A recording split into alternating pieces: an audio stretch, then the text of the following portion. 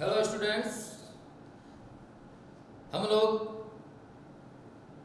10th class के आने वाले जो बोर्ड एग्जाम्स है उसको ध्यान में रखते हुए सोशल साइंस के जो मल्टीपल जो आपके छोटे छोटे जो क्वेश्चंस हैं, एक एक नंबर के सवाल हैं, उनसे संबंधित जो महत्वपूर्ण जो बिंदु है उनको लेकर हम चर्चा कर रहे थे। हमने पहले पार्ट से इसकी शुरुआत की। आज हम उसी पार्ट के जो कुछ और प्रश्न जो छुड़ गए हैं उनके बारे में अध्ययन करेंगे।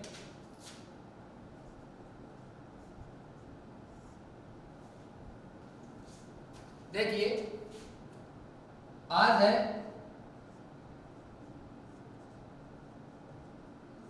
गुप्त काल। गुप्त काल से संबंधित जो क्वेश्चंस जो परीक्षा में पूछ सकते हैं, ध्यान से सुने। आप लोग लिखना उतना इंपॉर्टेंट नहीं है जितना ध्यान से सुनना है। अब जितना अधिक बार बार हम रिवीजन करेंगे, पन्ने पलटते जाएंगे, उतना ही वो हमें क्या होगा, अधिक याद होगा। तो गुप्त काल की बात करें तो अगर बनता है तो इसमें पहला प्रश्न बन सकता है कि इस गुप्त वंश का संस्थापक कौन था। किसे माना गया है गुप्त वंश का संस्थापक? श्रीगुप्त को माना गया है। किसे माना गया है? श्रीगुप्त को। श्रीगुप्त ने इसकी स्थापना कब की? 275 ईस्वी में। प्रश्न कैसे ही पूछ सकता है कि गुप्त काल कब अस्तित्व में आया? 275 ईस्वी में अस्तित्व में आया। कौन था इसका संस्थापक? श्रीगुप्त था। श्रीगुप्त के बाद में गुप्त वंश का जो अगला शासक आया वो था घटोत्कच। कौन था? घटोत्कच। घटोत्कच ने एक उपाधि धारण की और उस उपाधि का नाम था महाराज। घटोत्कच ने एक उपाधि ली थी और उस वो उपाधि कौन सी थी? महाराज की उपाधि इसने ली थी। किसने? घटोत्कच ने। घटोत्कच के बाद में अगला जो गुप्त वंश का शासक था वो था चंद्रगुप्त प्रथम।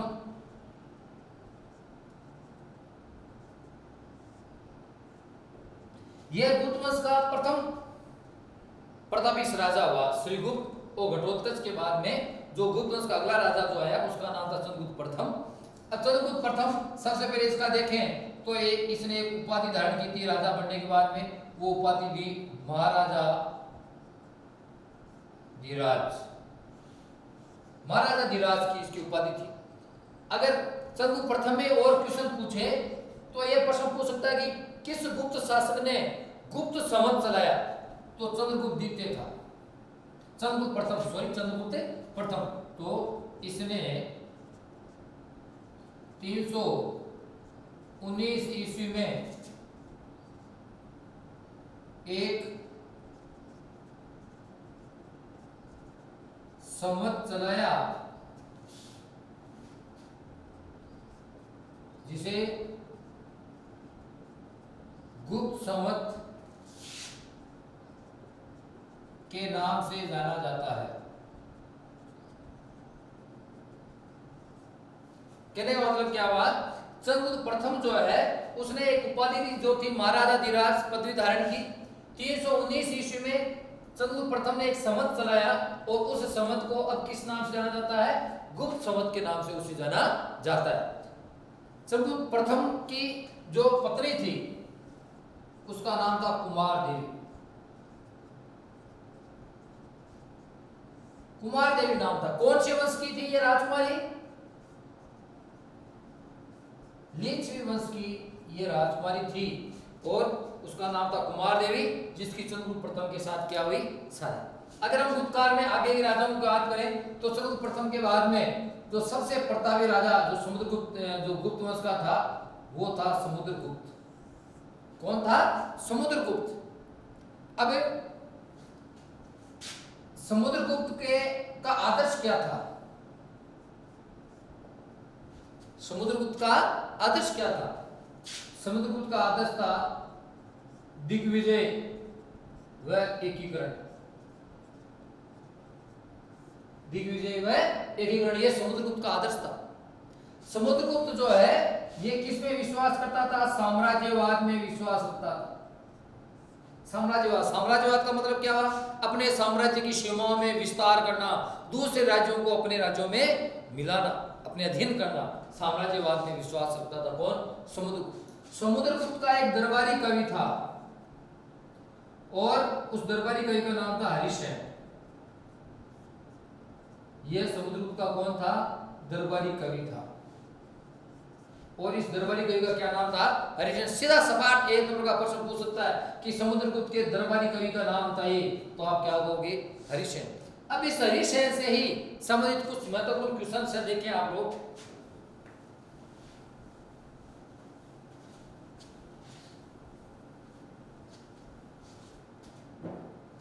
ये आपके गुप्त वंश का राजा समुद्रगुप्त,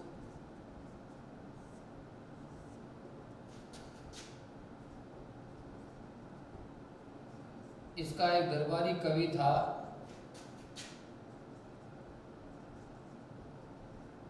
जिसका नाम था हरिसेन। हरिसेन ने क्या क्या कार्य किए? हरिसेन ने समुद्रगुप्त की सैनिक सफलताओं का वर्णन किया।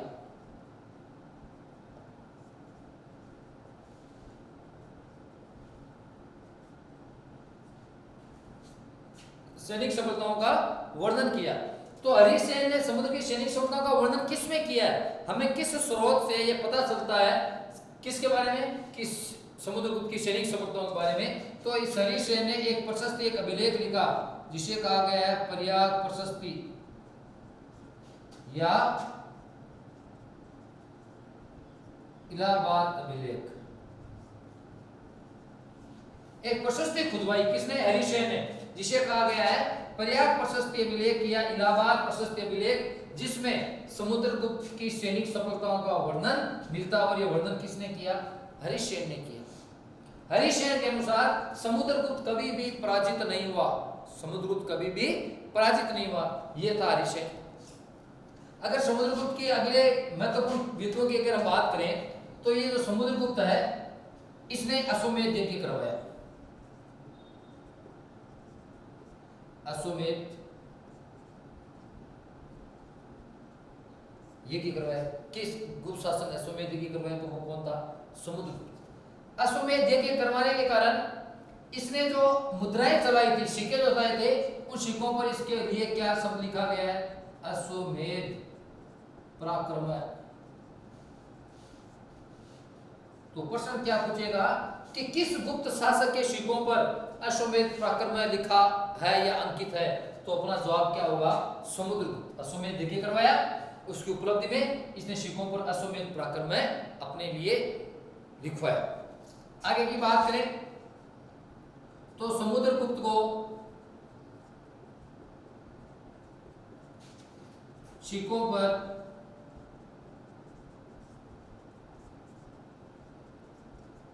वीणा बजाते हुए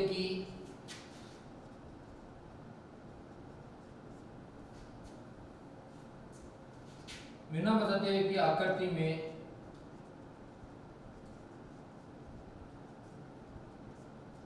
अंकित किया गया है। कुछ सिक्के ऐसे हैं जहां पर समुद्रगुप्त को वीणा बजाते हुए दिखाया गया है। वीणा बजाते हुए की आकृति में उसे अंकित किया गया है सिक्कों पर। तो प्रश्न क्या पूछे बनेगा इस लाइन का कि किस गुप्त शासक को वीणा बजाते हुए, किस गुप्त शासक की वीणा बजाते हुए आकृति सिक्कों पर उत्कीर्णित की गई है? तो जवाब क्या होगा? समुद्रगुप्त। क्या जवाब होगा? समुद्रगुप्त। साथ साथ समुद्रगुप्त को क्या कहा गया है? कविराज कहा गया है। क्या कहा गया है? कविराज। क्यों? क्योंकि ये संगीत कला में निपुण था, संगीत का शौक था। संगीत कला में निपुण था। किस गुप्त राजा को कविराज भी कहा गया है? तो वो गुप्त राजा कौन था? समुद्रगुप्त का। इसके पास एक विशाल नौसेना भी थी। तो ये समुद्रगुप्त से संबंधित कुछ महत्वपूर्ण क्वेश्चन। यहां पर एक बात और बनती है कि प्रयाग प्रशस्ति में समुद्रगुप्त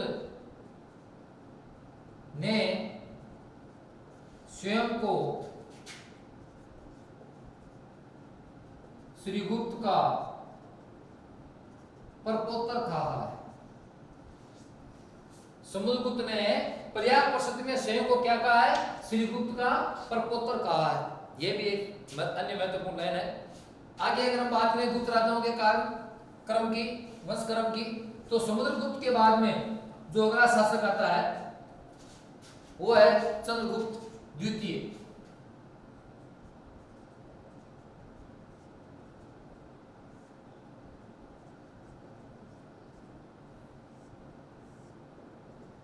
चंद्रगुप्त द्वितीय। चंद्रगुप्त द्वितीय की बात करें तो इसे देवराज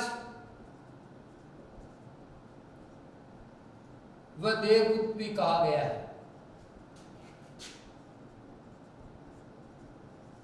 इसे देवराज व देवगुप्त भी कहा गया है, इसे चंद्रगुप्त द्वितीय को। इसने अपने साम्राज्य की यह दूसरी राजधानी और स्थापित की, और वो कौन सी थी? उज्जैन। किस गुप्त शासक ने उज्जैन को अपनी दूसरी राजधानी के रूप में स्थापित किया? चंद्रगुप्त।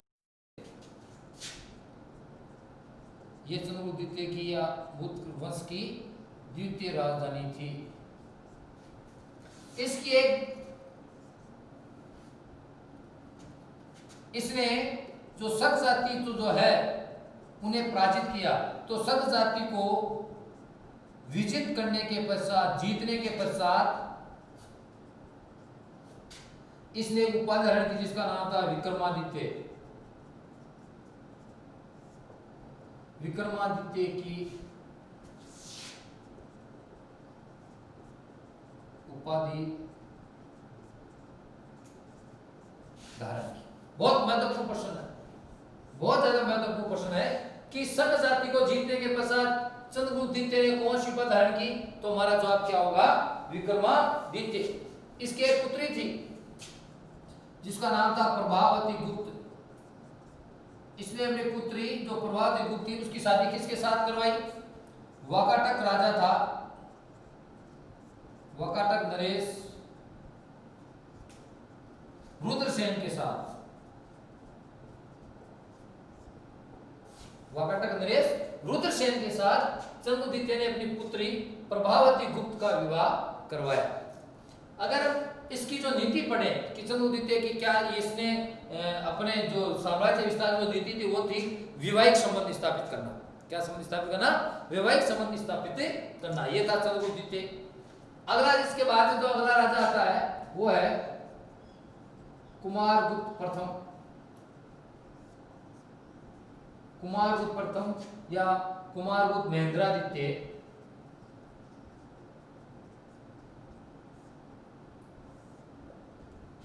इसके संबंध में हमारी किताब में एक ही महत्वपूर्ण बात है कि कुमारगुप्त प्रथम को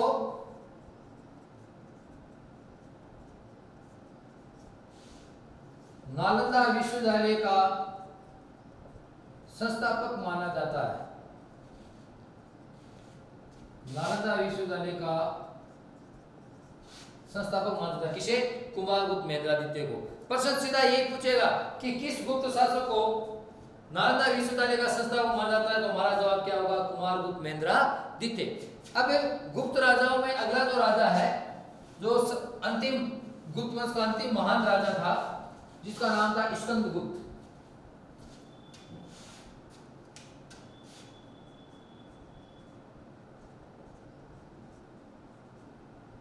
स्कंदगुप्त। इसके संबंध में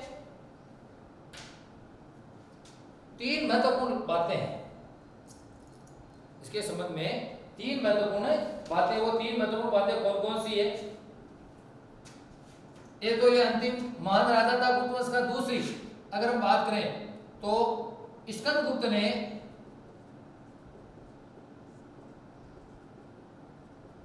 मौर्यों द्वारा निर्मित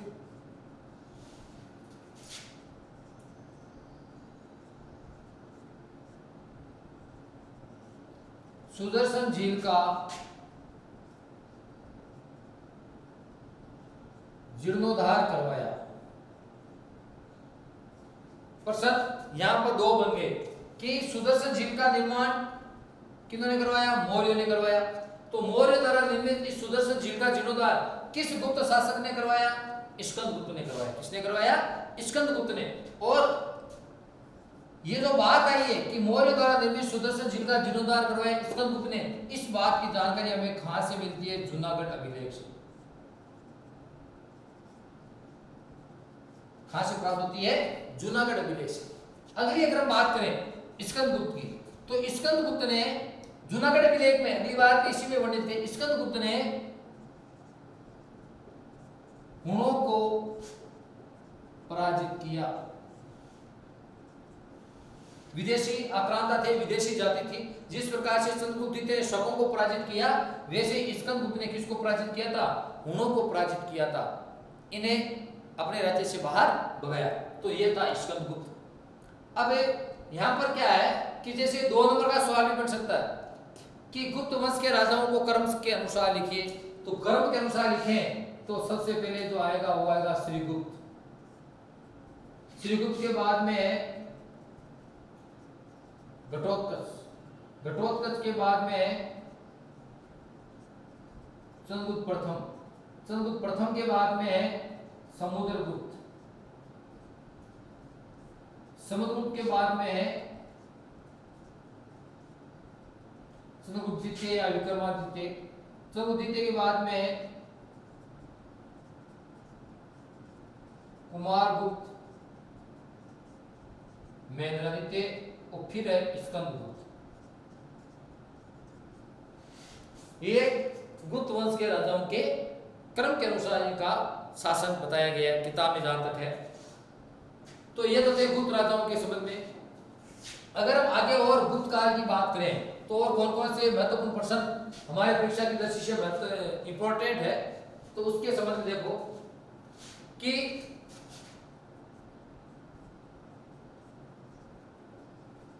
गुप्त शासक कौन से धर्म को मानने वाले थे? सीधा प्रश्न बनता है, वैदिक धर्म को मानने वाले थे।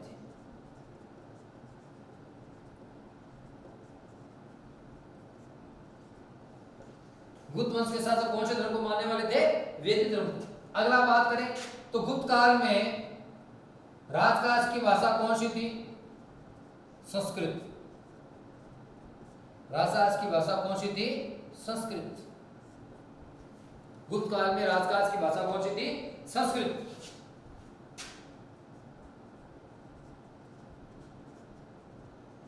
समुद्रगुप्त व कुमारगुप्त प्रथम ने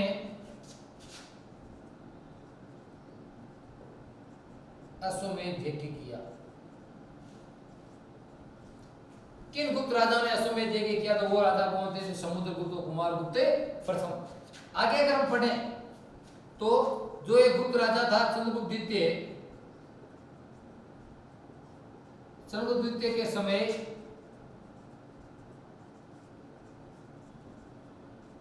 चीनी यात्री फायान भारत आया। चीनी यात्री फायान भारत भ्रमण पर आया। ये एक बहुत महत्वपूर्ण क्वेश्चन है कि किस गुप्त शासक के काल में चीनी यात्री फायान भारत आया? तो वो कौन था? चंद्रगुप्त द्वितीय। अगर हम आगे बात करें तो आज की रामायण, महाभारत व मनु संहिता का वर्तमान रूप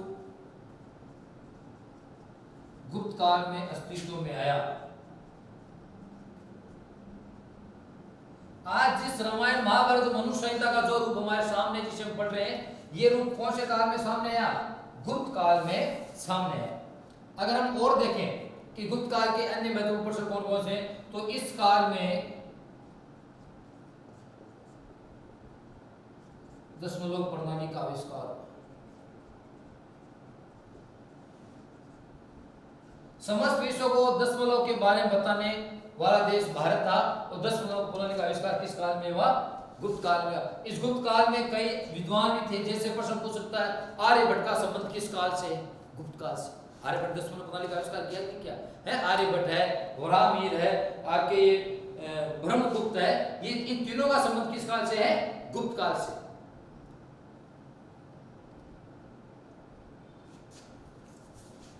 जैसे कुछ रचनाएं हैं, एक है अभिज्ञान शाकुंतलम व रघुवंश। इनके रचयिता कौन है? कालिदास।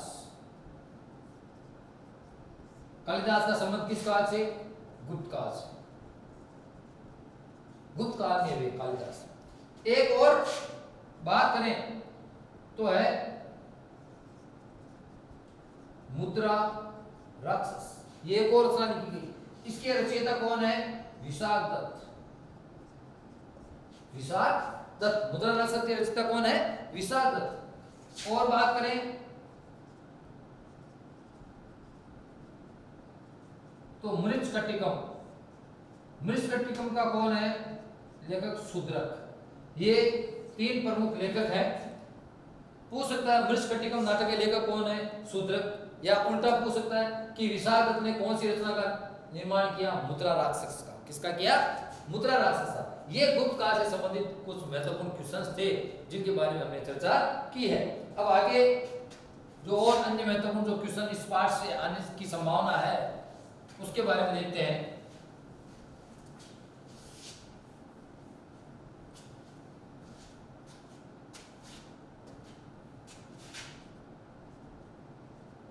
वर्धन वंश। वर्धन वंश की बात करें, इसकी स्थापना कब हुई?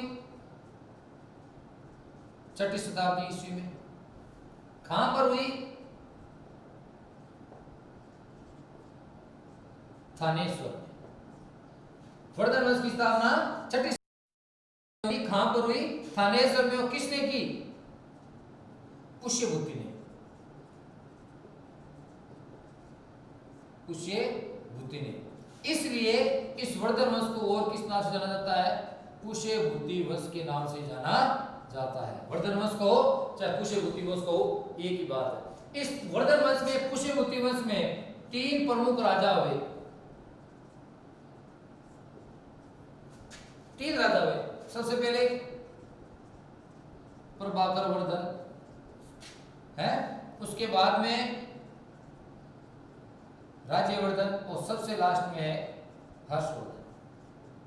हर्षवर्धन के बाद में इस वंश में अगला राजा नहीं आया, हर्षवर्धन।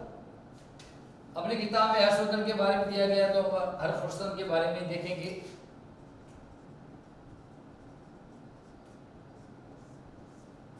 इनकी एक बहन थी जिसका नाम था राजेश्वरी बहन। हर्षवर्धन ने उपाधि ली और उपाधि कौन सी थी? महाराजा धीराज।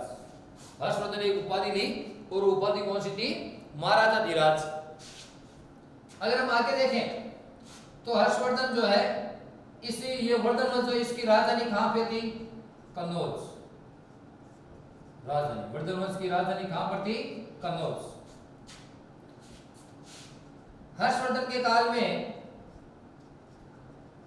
चीनी यात्री वेनसांग भारत आया था। वेनसांग भारत आया था। प्रति 5 वर्ष बाद प्रयाग में एक महोत्सव का आयोजन करता था।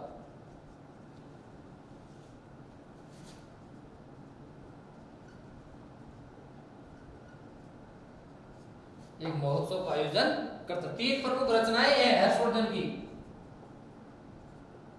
नागानंद रत्नावली व प्रियदर्शी। नागानंद रत्नावली व प्रियदर्शिका, ये हर्षवर्धन के द्वारा लिखित कुछ तीन प्रमुख रचनाएं। ये था वर्धन वंश।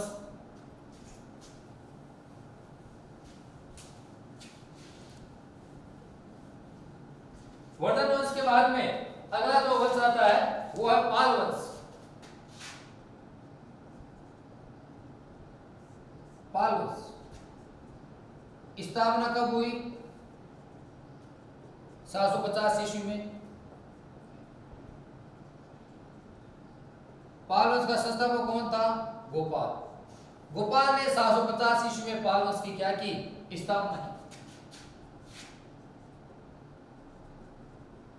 धर्मपाल इस वंश का सबसे महान राजा था।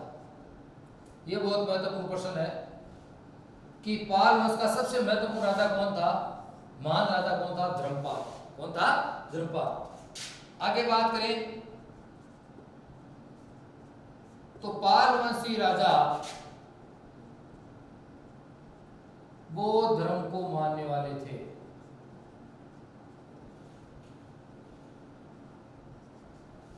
किस धर्म को मानने वाले थे? बौद्ध धर्म को। और एक अन्य महत्वपूर्ण प्रश्न, पाल वंशी राजाओं ने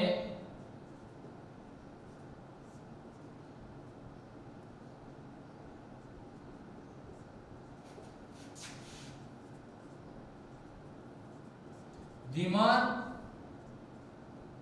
व विटपाल जैसे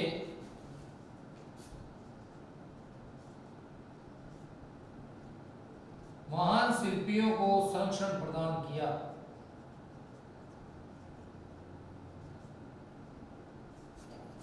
महान शिल्पियों को संरक्षण प्रदान किया। पारवसी राजाओं ने दीमान व विटपाल जैसे महान शिल्पियों को संरक्षण प्रदान किया। पल्लव वंश के बाद में राष्ट्रकूट वंश,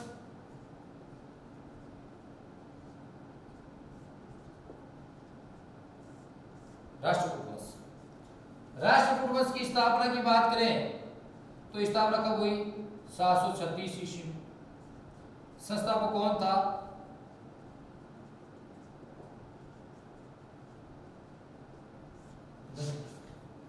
राष्ट्रकूट जो वंश है इसकी स्थापना 736 ईस्वी में दंतीदुर्ग ने की थी। किसने की थी?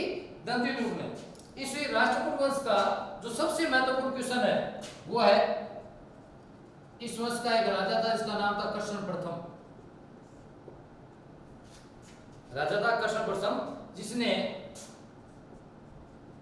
एलोरा में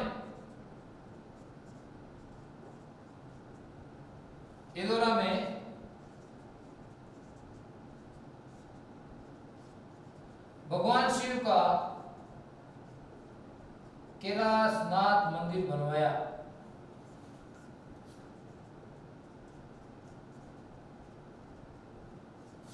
भगवान शिव का कैलाशनाथ मंदिर बनवाया। यह बहुत महत्वपूर्ण राष्ट्रकूट वंश का है। प्रश्न ये पूछेगा कि एलोरा में भगवान शिव का कैलाशनाथ मंदिर किसने बनवाया? कृष्ण प्रथम ने। या कृष्ण प्रथम ने कैलाशनाथ मंदिर का निर्माण कहां करवाया? एलोरा में। राष्ट्रकूट वंश के जो राजा थे वो जो कल्याणी के जो चालुक्य हैं उनके द्वारा इनका पतन हुआ।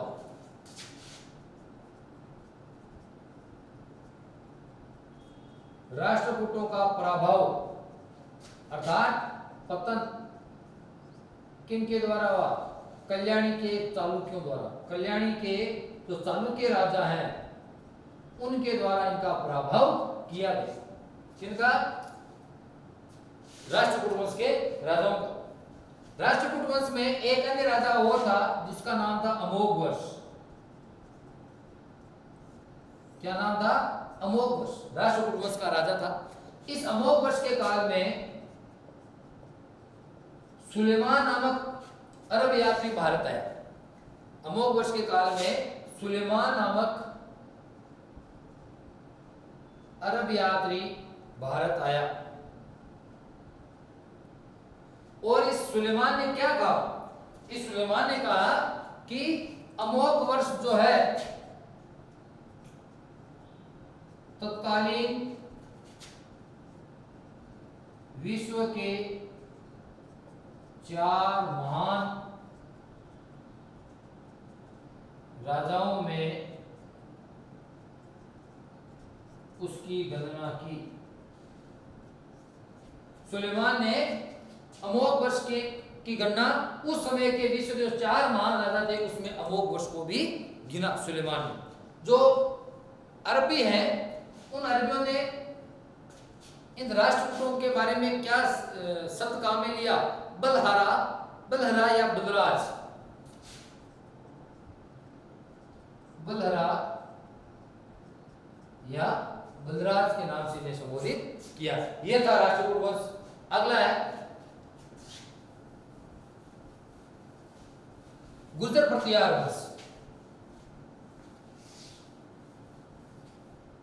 कौन सा है? गुर्जर प्रतिहार वंश।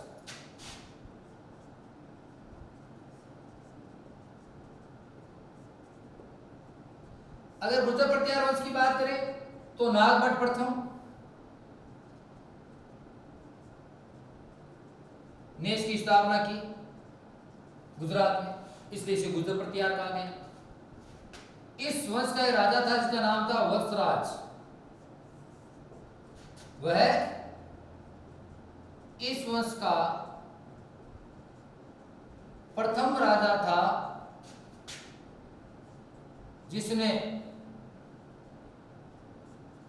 सम्राट की पदवी धारण की।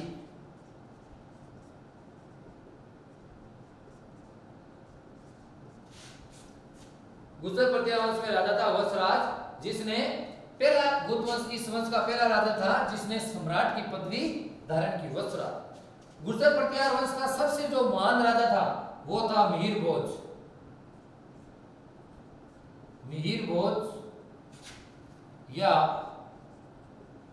भोज प्रथम सबसे प्रतापी राजा था। किसका? गुर्जर प्रतिहार वंश का सबसे प्रतापी राजा था। इस गुर्जर प्रतिहार वंश में एक अन्य राजा था जिसका नाम था महेंद्रपाल। क्या नाम था? महेंद्रपाल। महेंद्रपाल ने एक कवि को संरक्षण दिया था, उस कवि का नाम था राजशेखर।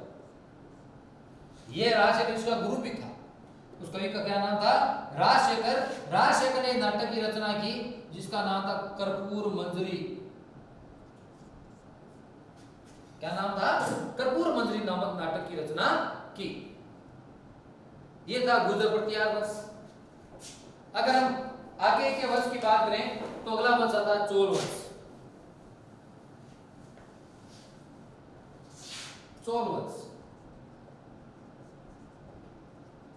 चोल वंश में से पूछने की संभावना। चोल वंश में एक राजा था करिकाल। क्या नाम था उस राजा का? करिकाल। करिकाल ने पुहार या पुगार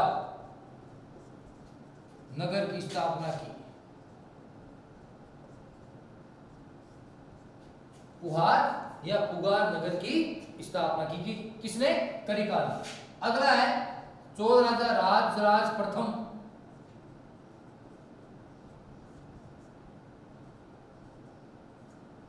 राजराज प्रथम। ये चोल वंश में से अगर क्वेश्चन पूछे तो ये क्वेश्चन पूछने की पूरी पूरी संभावना है। राजराज प्रथम ने जो अपनी राजधानी थी तंजौर,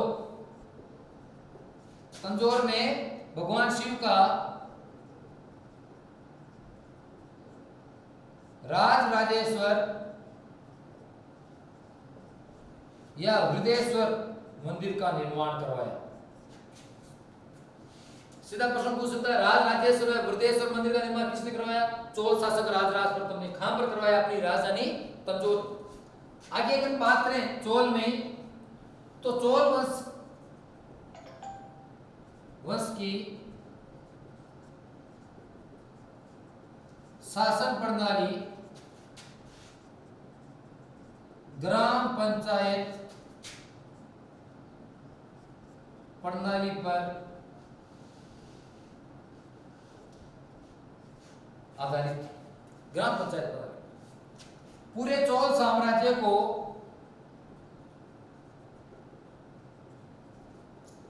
छह प्रांतों में बांटा गया और इन प्रांतों को क्या कहा गया? मंडलम। क्या कहा गया? मंडलम। अगर हम बात करें चोल वंश में तो चोल वंश में सोने का सिक्का चलता था जो क्या कहलाता था? कासु। पूछ सकता है कासु से आप क्या समझते हैं? तो चोल कालीन सोने के सिक्कों क्या कहा गया है? कासु कहा गया है। और ये कितने भार का आता था? 16 औंस का। कितने का था? 16 औंस का। ये चोल वंश से संबंधित 4-5 महत्वपूर्ण क्वेश्चन से है। चोल के बाद में चोल में अगर हम बात करें तो मंदिर निर्माण की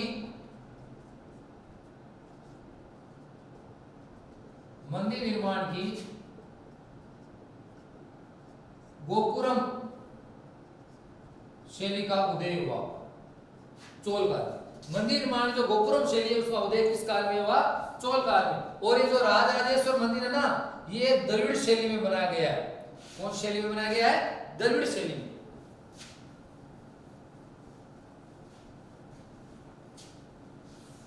ये थे चोल वंश से संबंधित महत्वपूर्ण क्वेश्चन। अगर हम आगे बात करें तो अगला वंश आता है पल्लव वंश। कौन सा वंश है? पल्लव वंश। इसका जो प्रथम राजा था वो था कांची का विष्णुगुप्त। कांची का विष्णुगुप्त प्रथम शासक। एक इसमें शासक हुआ जिसका नाम था महेंद्रपाल प्रथम। महेंद्रपाल प्रथम पल्लव वंश में। इसने एक नाटक लिखा, उस नाटक का नाम था मत विलास प्रहसन। नाटक का क्या नाम था? मत विलास प्रहसन। पल्लव राजाओं ने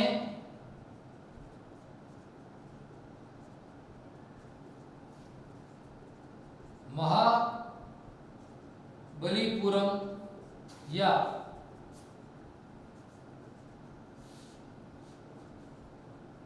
मामल्लपुरम नगर को बसाया। पूछ सकता है महाबलीपुरम नगर को किसने बसाया? पल्लव वंश के राजाओं ने।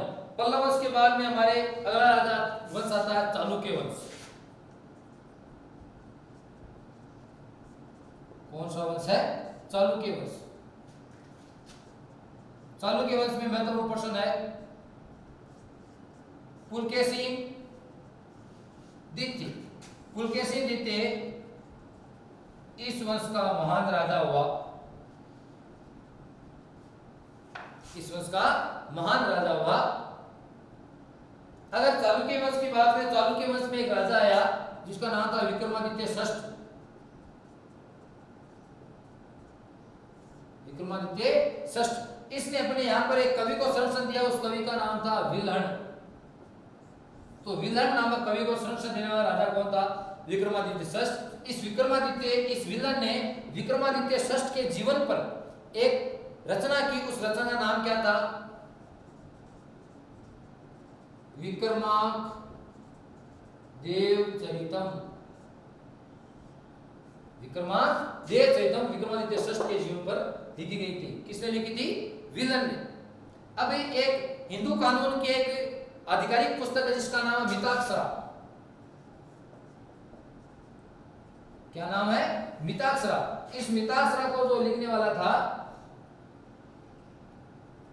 विज्ञानेश्वर। कौन था? विज्ञानेश्वर। वह विज्ञानेश्वर इस चालुक्य वंश के ही राजधानी में रहता था। यह था चालुक्य वंश। आगे देखें, एक राजा हुआ भारत में जिसका नाम था कुषाण था व्यंकटपेश द्वितीय। व्यंकटपेश द्वितीय। इसने भारत में पहली बार अपने नाम के सोने के सिक्के चलाए।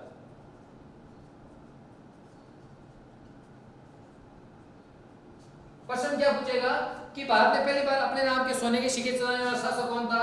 तो हमारा जवाब होगा व्यंकटपेश द्वितीय। अब हम पहले पार्ट में जो लास्ट का जो हमारे समाप्ति को और है महत्वपूर्ण क्वेश्चंस में बहुत ही महत्वपूर्ण क्वेश्चंस है। कुषाण वंश का एक राजा था जिसका नाम था कनिष्क।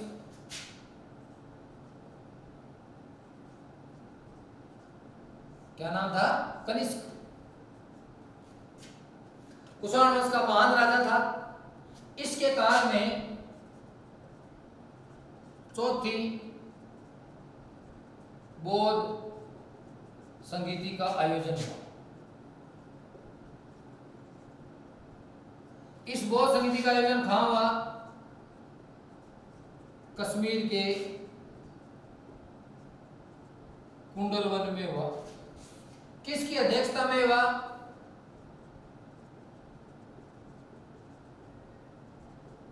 आचार्य पाशु।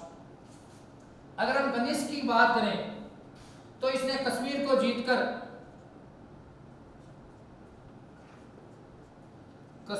जीतकर वहां कनिष्कपुर नगर बसाया।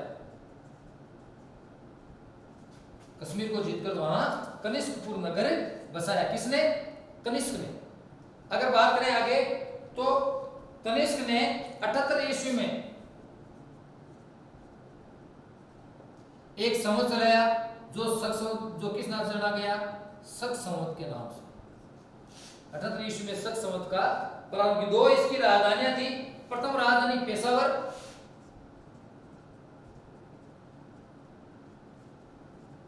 प्रथम राजधानी तो कहां थी? पेशावर।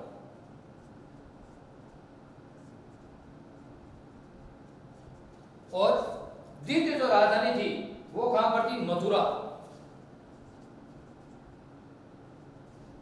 मथुरा।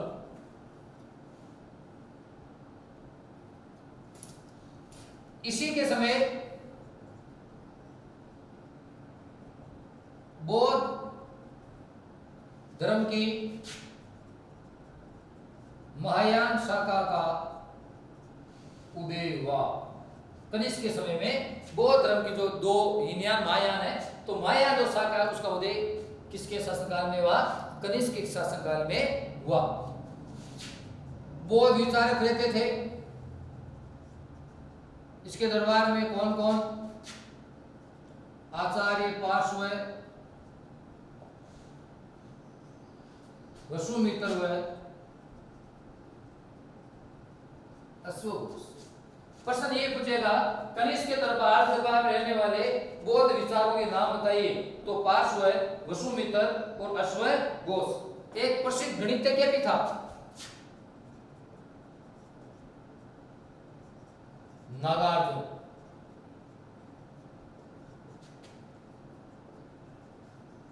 एक प्रसिद्ध चिकित्सक जिसका नाम था चरक। प्रश्न क्या पूछेगा कि प्रसिद्ध चिकित्सक चरक का संबंध किस शासक से? कनिष्क से। या प्रसिद्ध गणितज्ञ नागार्जुन किसके शासनकाल में था? कनिष्क के शासनकाल में था। आज की चर्चा में इतनी करेंगे। पहले पाठ से संबंधित 1 नंबर के प्रश्न पूछने वाले महत्वपूर्ण प्रश्नों का हमने यहाँ पर अध्ययन किया, वर्णन किया। आगे के लिए भी आप BRM स्कूल के द्वारा चलाई जा रही ऑनलाइन क्लासों से जुड़े रहें। धन्यवाद। जय हिंद, जय भारत।